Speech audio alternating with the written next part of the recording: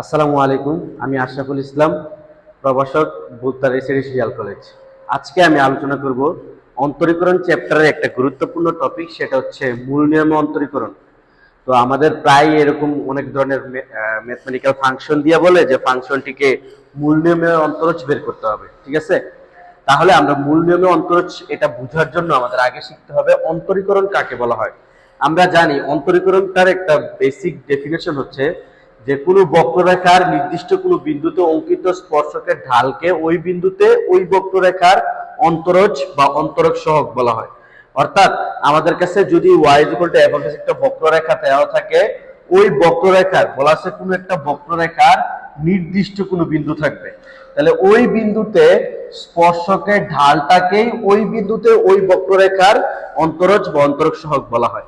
মানে আমাদের বক্ররেখার বিভিন্ন পয়েন্টে স্পর্শকের ঢালের মান বিভিন্ন রকম আসবে, তার মানে আমাদের অন্তরজ সহগটা হবে অবশ্যই ওই বক্ররেখার নির্দিষ্ট কোনো বিন্দুতে হইতে হবে। তাহলে আমরা বলতে পারি যে ওই বক্ররেখার অন্তরজ হচ্ছে ওই বক্ররেখার ওই যে কোনো বিন্দুতে অঙ্কিত স্পর্শকের ঢালকে ওই বিন্দুতে ওই বক্ররেখার অন্তরজ বলা হবে।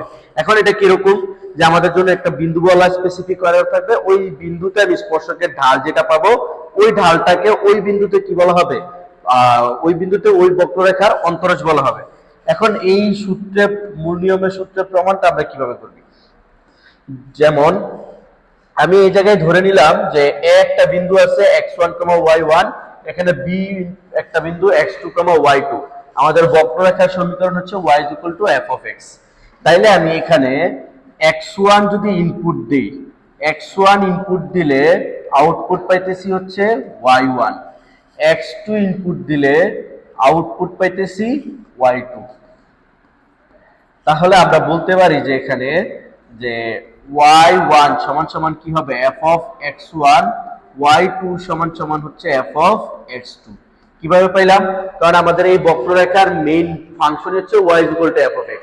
তাহলে আমি যেই জায়গায় যদি x1 ইনপুট দেই তাহলে আউটপুট পাবো y1, x2 ইনপুট দিলে আউটপুট পাবো কি, y2। তাহলে এই যে y1 এবং y2 দুইটা কোটি। এখন আমি বের করব হচ্ছে একটা বিন্দুতে স্পর্শকের ঢাল।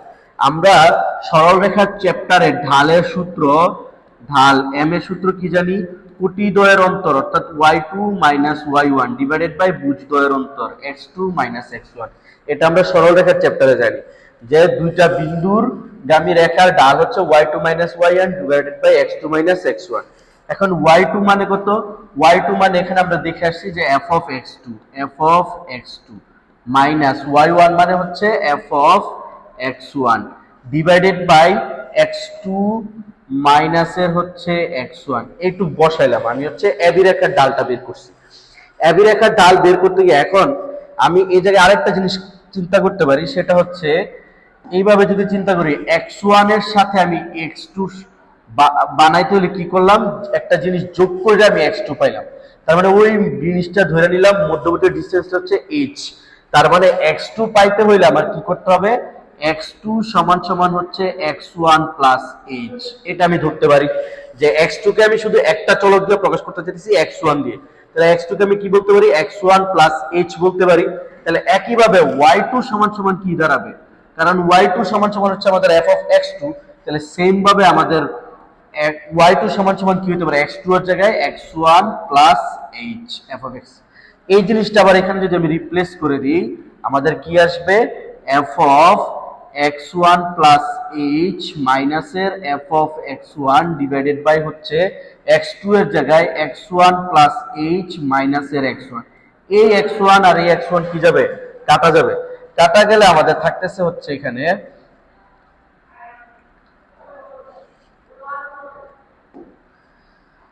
কাটা গেলে এখানে বাকি থাকতেছে f of x1 plus h মাইনাসের f of x1 divided by শুধু h থাকতেছে। এইটুক পর্যন্ত ক্লিয়ার? এখন আমি কি পাইলাম এখানে, এবি রেখার ঢাল, এবি রেখার ঢাল। এখন আমরা একটু আগে যে অন্তরজের যে ডেফিনেশনটা শিখে আসছি, সেখানে দেখছি যে বক্ররেখার একটা নির্দিষ্ট বিন্দুতে লাগবে। আমার এখানে আসছে হচ্ছে ঢালটা দুইটা বিন্দুতে। আমার এই এবি বিন্দু, দুইটা বিন্দুকে আমার একটা বিন্দুতে নিয়ে আসলে ওই স্পর্শকের ঢালটা হবে আমাদের অন্তরজ বা অন্তরক সহগ। এখন আমি এই দুইটা বিন্দুকে কিভাবে একটা বিন্দু বানাইতে পারি, বানানোর জন্য একটা জিনিস খেয়াল করি, একটু মনোযোগ দিই। এখানে আমি এইচ এর পরিমাণটা যদি একটু কমাই, এইচ এর পরিমাণ কমাইলে আমার x2 টা এখানে চলে আসবে, y2 টা আমি আরেকটু কমাইলাম, আরেকটু কমাইলে আমাদের এখানে x2 এখানে, y2 এখানে চলে আসবে, আরেকটু কমাইলাম x2 এখানে, y2 এখানে। h এর মান কমাইতে কমাইতে কমাইতে কমাইতে আমি যদি 0 করে ফেলি, h এর মান যদি কি করে ফেলি, 0 করে ফেলি, তাহলে আমার x1 টাই x2 এর জায়গায় রিপ্লেস হয়ে এখানে a বিন্দুতে চলে আসবে। তার মানে আমি বুঝাইতেছি আমি এখানে একটা লিমিট ইনপুট করব, লিমিটটা হচ্ছে লিমিট h টেন্ডস টু 0, মানে এখানে আমি h এর মানটা এমন নিলাম যে প্রায় শূন্যের কাছাকাছি, মানে আমি বলতেছি যে এটা আমি থিওরিটিক্যালি শূন্য ধরবো কিন্তু প্র্যাকটিক্যালি শূন্য না, এরকম যে আবার প্রায় শূন্যের কাছাকাছি h এর মান। তাহলে লিমিট h টেন্ডস টু 0 ধরলে আলটিমেটলি আমার a এবং b বিন্দু দুইটাই এই জায়গায় চলে আসবে, a বিন্দুটা এখানে, b বিন্দুটা এখানে। তখন আমার ঢালটা কি হয়ে যাবে, একটা বিন্দুতে স্পর্শকের ঢাল হয়ে যাবে।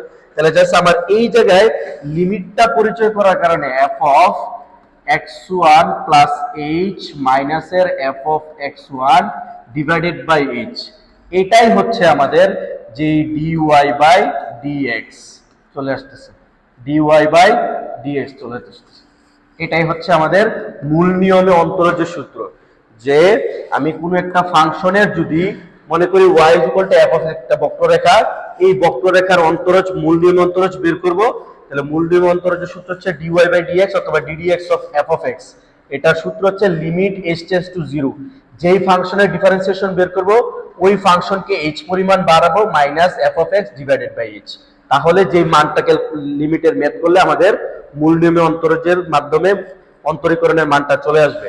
এখন আমরা যদি একটা ম্যাথ দেখতে চাই, আমাদের একটা জাতীয় সূত্র হচ্ছে ডিফারেন্সিয়েশনের, যে x to the power n K differentiation করলে কি হয়, n সামনে চলে যায়, n into x to the power n minus 1, এটা হচ্ছে ডিফারেন্সিয়েশনের জাতীয় সূত্র। এখন আমি ধরে নিলাম একটা ফাংশন ধরে নিতে হবে, তাহলে আমাদের মেইন ফাংশন হচ্ছে x to the power n, যার মূল নিয়মে অন্তরজ বের করব তারে আমি কি ধরে নিব, f of x ধরে নিব। তাহলে ওই বক্ররেখাটা ধরে নিলাম f of x সমান সমান x to the power n। এখন একে যদি আমি h পরিমাণ বাড়াইতে চাই, তাহলে মূল নিয়মে অন্তরজ করতে হলে অবশ্যই x কে h পরিমাণ বাড়াইতে হবে। তাহলে x এর জায়গায় কি হবে, x plus h to the power n বাড়াই ফেললাম। এখন সুতরাং মূল নিয়মে অন্তরজের সূত্র অনুসারে, মূল নিয়মে অন্তরজের সূত্র অনুসারে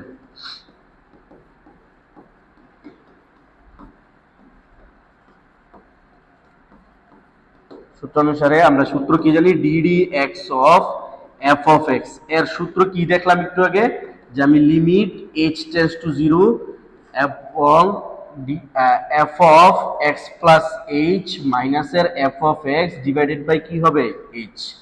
এখন এই জায়গায় আমাদের ডিফারেন্সিয়েশন করব কার, যে ddx of f of x এর জায়গায় বসাবো x to the power n, x to the power n এর ডিফারেন্সিয়েশন বা অন্তরীকরণের মান বের করব।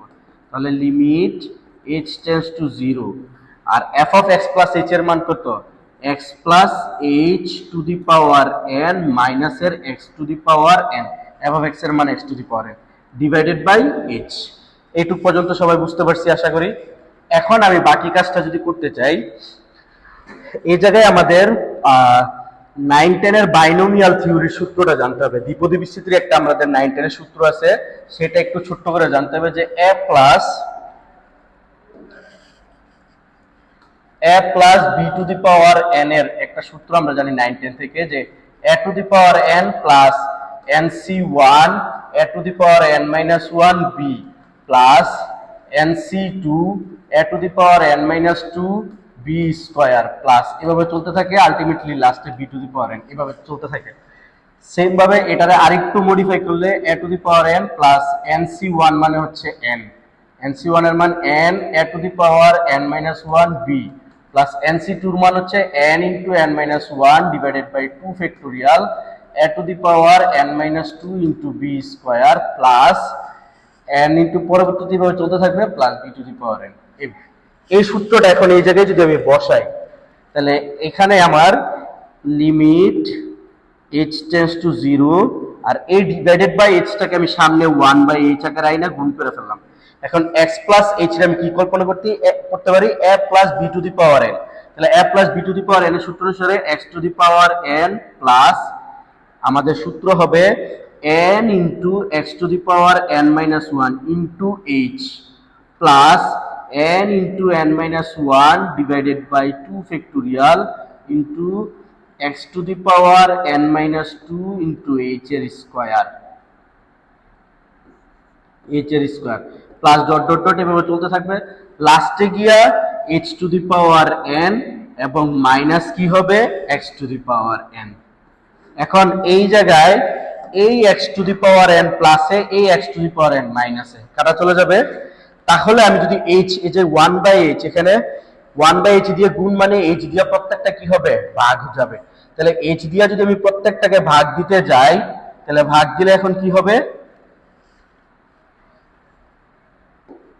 ভাগ দিয়ে দিলে দাঁড়াইতেছে লিমিট h টেন্ডস টু 0, এই জায়গায় এই h দিয়ে এই h কাটা যাবে, থাকবে n into x to the power n minus 1 plus এখানে n into n minus 1 divided by 2 factorial, তারপরে x to the power n minus 2 into এই জায়গায় ছিল h স্কয়ার, একটা h দিয়ে কাটা গিয়ে শুধু একটা h থাকবে প্লাস এভাবে প্রত্যেকটার মধ্যে h থাকতে h এর পাওয়ার বাদ দিয়ে থাকবে আর এই জায়গায় h to the power n minus 1 হয়ে যাবে। তাহলে এখানে আমাদের h এর পাওয়ার n মাইনাস 1 হয়ে যাবে। এখন আমি লিমিটের ভ্যালু যদি বসায় দিই h টেন্ডস টু 0, তার মানে h এর মান 0 হয়ে যাবে। তাহলে এখানে h নাই, তার মানে এখানে শুধু n into x to the power n minus 1 plus এখানে h এর মান আছে, h এর মান 0 বসলে এখানে পুরোটা 0 হয়ে যাবে, পুরোটা কি হয়ে যাবে 0 হয়ে যাবে 0 প্লাস পরে যা আছে প্রত্যেকটার সাথে h আছে, তাহলে পরে সবগুলো কি হইতে থাকবে 0 হইতে থাকবে। তাহলে আলটিমেটলি আমার মান আসতেছে n into x to the power n minus 1। তাহলে আমরা কি পাইলাম যে সুতরাং ddx of x to the power n, তাহলে এই যে x to the power n K differentiation করলে কি পাইতেছি n into x to the power n into x to the power n minus 1। এটা হচ্ছে মূল নিয়মের মাধ্যমে আমরা দেখাইলাম। আর নরমালিতে এগুলো আমরা সূত্র ম্যাথের মধ্যে সূত্র সরাসরি মুখস্থ ইউজ করব যে x to the power n K differentiation করলে n into x to the power n minus 1।